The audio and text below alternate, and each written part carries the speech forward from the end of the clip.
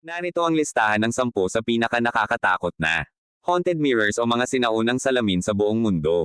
Base sa mga urban legend at paranormal accounts. Sa ika-10 sa listahan ay ang The Mirror of Agueda, Mayday Eve. Hango sa panitikang Pilipino ni Nick Joaquin, ang ritual sa salamin tuwing Mayo ay sinasabing nagpapakita ng iyong mapapangasawa o di kaya ay ang mukha ng demonyo. Sa ika-9 sa listahan ay ang The Bullseye Mirror, Lemp Mansion. Sa St. Louis, Missouri, ang Lemp Mansion ay isa sa pinaka-haunted na lugar sa Amerika. Ang kanilang mga lumang salamin ay madalas i-report na nagpapakita ng mga aninong mabilis na gumagalaw. Sa pangwalo sa listahan ay ang The Mirror of the Crying Boy. Bagamat masikat ang painting na The Crying Boy. Dahil sa mga sunog, may mga urban legend din tungkol sa mga salamin na nakalagay malapit sa mga imaheng ito na sinasabing naglalabas ng kakaibang enerhiya o ingay ng pag-iyak. Sa pangpito sa listahan ay ang The Cadario Mirror. Ang palasyo ng Cadario sa Venice ay kilala bilang sinumpa. Ang mga salamin sa loob nito ay pinaniniwalaang nagdadala ng kamatayan o pagkalugi sa sinumang may-ari ng bahay. At sa ika-6 sa listahan ay ang Haunted Mirror ng Edward III.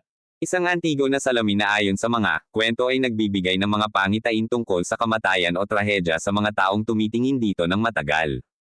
Sa ika-5 sa listahan ay ang salamin sa Ainsworth House. Sinasabing ang salamin na ito ay kumukuha ng imahe ng mga taong pumanaw na sa loob ng bahay. May mga ulat na ang mga mukha ng mga dating nakatira ay sumusulpot na lang bigla sa refleksyon ng salamin.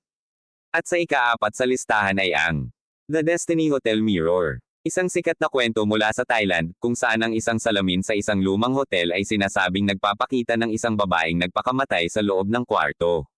Sa ika-3 sa listahan ay ang The Dark Mirror of Catherine de Medici. Ginagamit umano ng reynang ito ng France ang isang itim na salamin para sa panghuhula at pakikipag-usap sa espiritu. Marami ang naniniwala na ang salamin ay nagdadala ng malas o sumpa sa sinumang nagmamay-ari nito.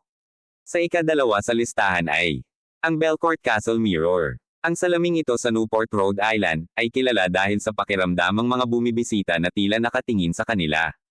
May mga ulat din na ang mga tao ay nakakakita ng mga anino o refleksyon na hindi naman nila sarili. At ang nakakuha ng numero 1 sa listahan ay ang Myrtle's Plantation Mirror. Matatagpuan sa Louisiana, USA. Ang salaming ito ay pinaniniwalaang kinalalagyan ng mga kaluluwa ni Sarah Woodruff at ng kanyang 2 anak.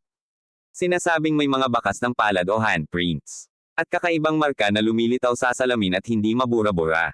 At ayan po ang 10 pinaka-nakakatakot at haunted na mirror sa buong mundo. Sana po ay nagustuhan nyo. Paki-like po at paki-subscribe at paki-follow na rin po sa TikTok. Salamat po sa panunood.